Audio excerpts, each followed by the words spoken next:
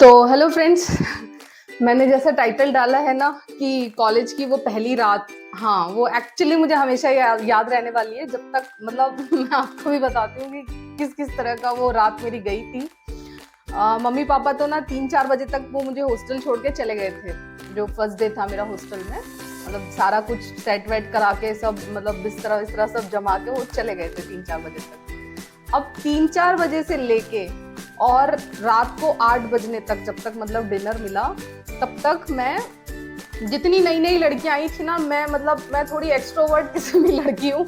मैं जिसको चाहे पहली बार मिल रही हूँ, चाहे जानती हूँ चाहे ना जानती हूँ, मैं मेरे को जाके सबको हेलो करके आना था। तो मैं सबको जाके हेलो करके आई और मैंने बता दिया कि मेरा नाम मनीषा है, ये वो सारी चीजें।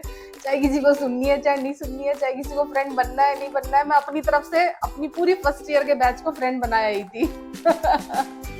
मतलब कि जो भी सामने दिख रहा था ना और पता चल रहा था, अब वो वहां पे एक विंग में ना केवल नई आने वाली लड़कियां ही थी, फर्स्ट ईयर वाली लड़कियां ही थी। तो मैं सबको एक तरफ से हेलो हाय करके, और जो जो मतलब जो थोड़ी खतरनाक सी लग रही थी, खतरनाक इन द सेंस जो थोड़ी एज अ सिटी विटी की लड़की लग रही थी ना, दिल्ली विल्ली की, उनसे तो मुझे थोड़ा डर लगा करता था। तो 3-4 लड़कियां थी बस, उनको छोड़ के, जो काफी ऐसे हाई फाई सी लग रही थी, बस उनको छोड़ के बाकी जितनी लड़कियां मुझे लग रहा था ना कि भाई ये मेरी फ्रेंड बनने लायक है, ये मेरी फ्रेंड बन सकती है ये तो मैं जाके उसको फ्रेंड बना लिया। 8 बजे तक पूरा मैं एकदम मस्त बढ़िया, सारी चीजें एकदम अच्छी चल रही थी। उसके बाद 8 बजे मिला हमें डिनर। डिनर का मैंने आपको बता ही दिया कि खाना ऐसा था कि भाई मैंने तो मतलब पहली बार खाए थे इतने इतने सारे खाने एक साथ, एक्सेप्ट ब्याह शादी। इतनी तरह की चीजें पहली बार मैंने एक साथ प्लेट में रख के खाई थी। मतलब ये नहीं समझ में आता था उस प्लेट को देख के कि भाई क्या खाएं और क्या छोड़ें, है ना, मतलब इतना इतना सारा सामान होता था खाने के लिए। तो डिनर भी खा लिया। अब उसके बाद में जैसे ही डिनर विनर हो गया, सारे लड़कियां वड़कियां इधर हो गया ना, अचानक से मुझे एक चीज याद आई। मैंने कहा यार मनीषा, ये घर तो नहीं है यार अपना। मतलब जो लड़कियां जब उनके माँ बाप उनको सी ऑफ करके जा रहे थे, और जो लड़कियां जब रो रही थी जब वो उनके माँ बाप जा रहे थे, मेरा वो रोना रात को 9 बजे निकला। तो जब मैंने ये सोचा, मैंने कहा ओह मम्मी तो है ही नहीं यहाँ पे, पापा तो है ही नहीं, मैं कहाँ हूँ, मैं किन लोगों के बीच में हूँ। फिर मैं यूं घूम घूम के सबको देख रही हूँ, मुझे अजीब अजीब सा लग रहा है। मैं कहा यार ये मैं कहाँ आ गई, ये कौन लोग हैं। अभी तक तो सारे वो रंगीनियों के नजारे चल रहे थे, सबसे मिलना जुलना सब चल रहा था, फ्रेंड बन चुके थे। तब मुझे 9 बजे ध्यान आया कि भाई यहाँ तेरी मम्मी नहीं है, यहाँ तेरे पापा नहीं है, ये तेरा घर नहीं है। मेरे को पता नहीं क्या हुआ, मेरे यहाँ से ऐसे कुछ फूट फूट के निकलने को तैयार हो रहा था।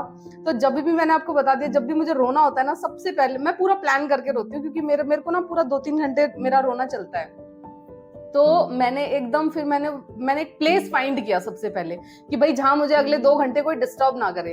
तो जहां जा रही हूँ वहीं लड़कियों की भीड़ लगी हुई है, जहां जा रही हूँ जिधर जा रही हूँ वहीं लड़कियां खड़ी हुई है। मैं कहा कहाँ जाऊं यार, कहाँ जाऊं कहाँ जाऊं। मैंने सोचा यार एक जगह ऐसी हो सकती है जहां कोई लड़की ना हो। मतलब ज्यादातर वो लंच पे इधर उधर घूमती है, मेस में घूमती है, फिर नीचे बाहर आके गार्डन वार्डन था वहां पे, हमारे कॉलेज में बहुत सुंदर गार्डन था, वहां गार्डन में घूमती थी, रैंप था वहां पे घूमती थी। तो मुझे लगा कि शायद छत वत पे इस वक्त कोई ना हो। तो मैं एकदम भाग के गई छत पे, मतलब तीसरा चौथा मंजिल था वो। मैं गई एकदम भाग के छत पे कि हाँ यहाँ शांति से, देखा वहां कोई नहीं था। मतलब छत पे उस वक्त, मतलब गर्मियों का टाइम था यार, ये ना अगस्त की बात है, शायद 1 अगस्त की बात है, हाँ।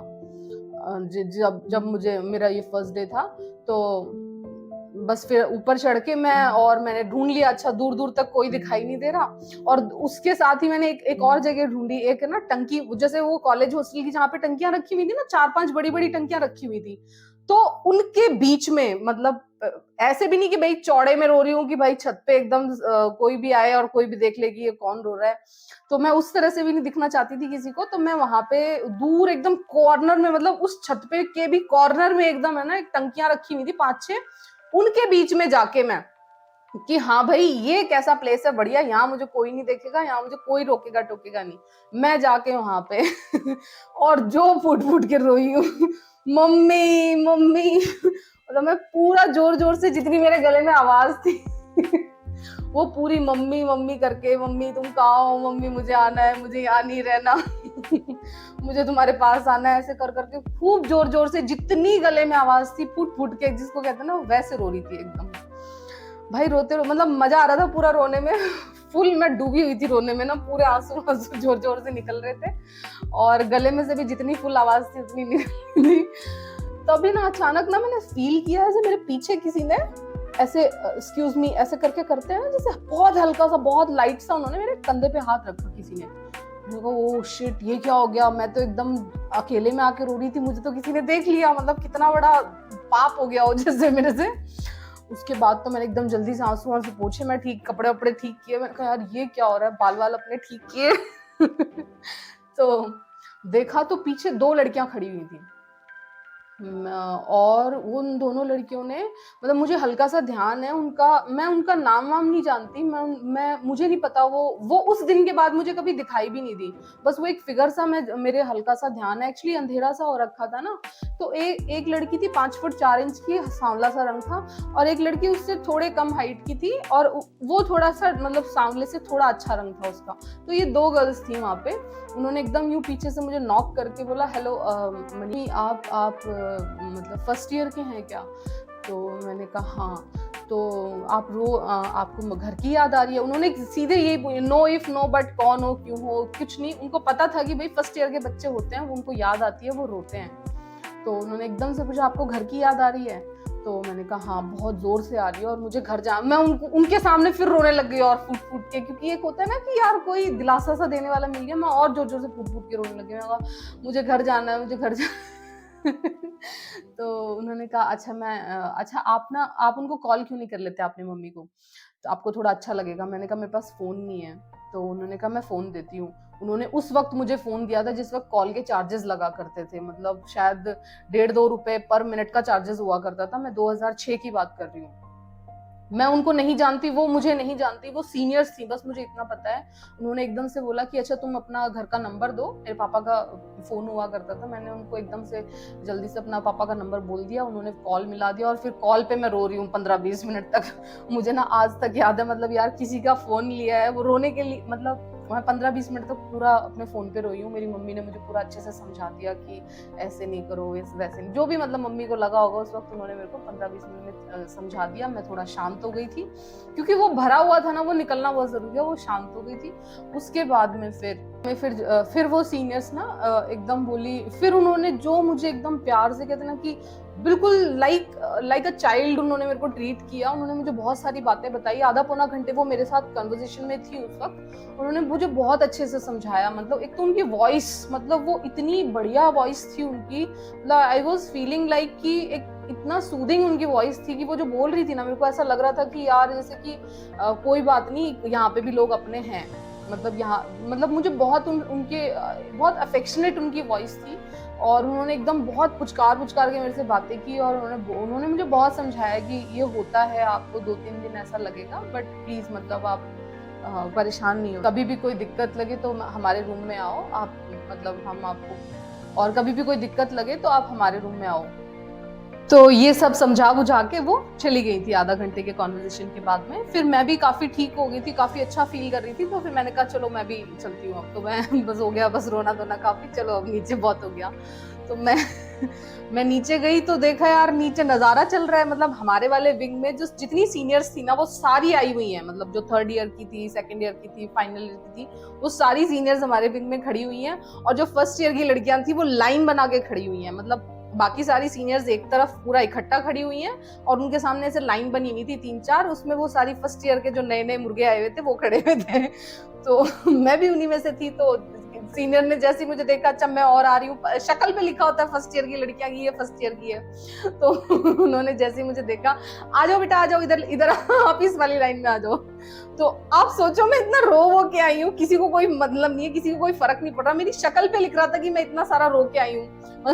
पूरी आंखें लाल हो रखी थी और मतलब बाल वाले खड़े हो रखे थे उस वक्त, लेकिन उन्होंने एकदम बोला कि आ जाओ यहाँ लग जाओ। उनको कोई फर्क नहीं पड़ता, जब वो रैगिंग लेने आती है ना, आप चाहे कैसे भी मूड में हो वो आपको मतलब हमारी रैगिंग पूरी उस दिन वही 10-10:30 बजे से लेके पूरी 1 बजे, मतलब 12-12:30 बजे तक तो आराम से 2-2.5 घंटे हमारी रैगिंग चली थी, जिसमें उन्होंने हमसे बहुत सारी चीजें करवाई थी। कुछ मतलब अपने नाम बताने थे, अपने नाम के आगे और पिताजी के नाम के आगे सफिक्स और प्रीफिक्स लगा के कुछ बताने थे। अब सफिक्स और प्रीफिक्स से समझ रहे हैं आपकी, मतलब मुझे उतना अच्छे से याद नहीं है, मतलब कि कुछ बेकार से वर्ड्स होते हैं, उनको आप अपने नाम के आगे लगाओ और फिर अपने पिताजी के नाम के आगे लगाओ और इस तरह से जोर जोर से आपको बोलना था।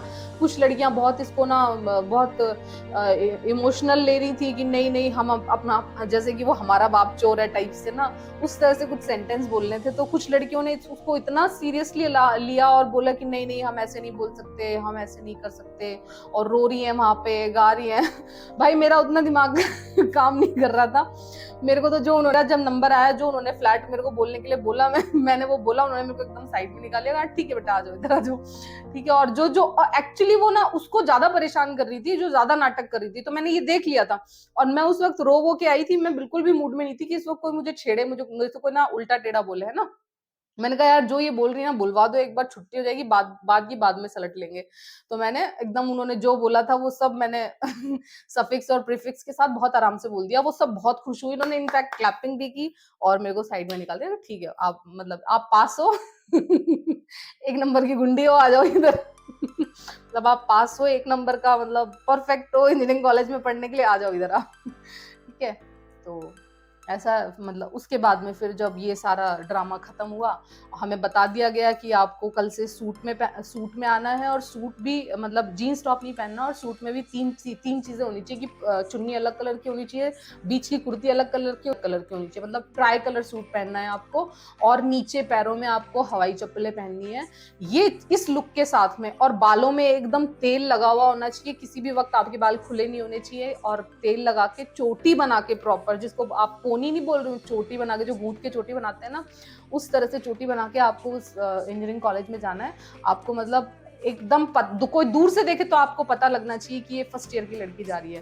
तो अब करना ही था, मतलब वो हमें 1 महीने का उन्होंने अल्टीमेटम दिया था कि अगर 1 महीने तक कोई इस ड्रेस के अलावा किसी और ड्रेस में दिखाई दी तो फिर आप हो और हम हैं, मतलब वो लड़की है और हम सारे सीनियर्स एक तरफ हैं।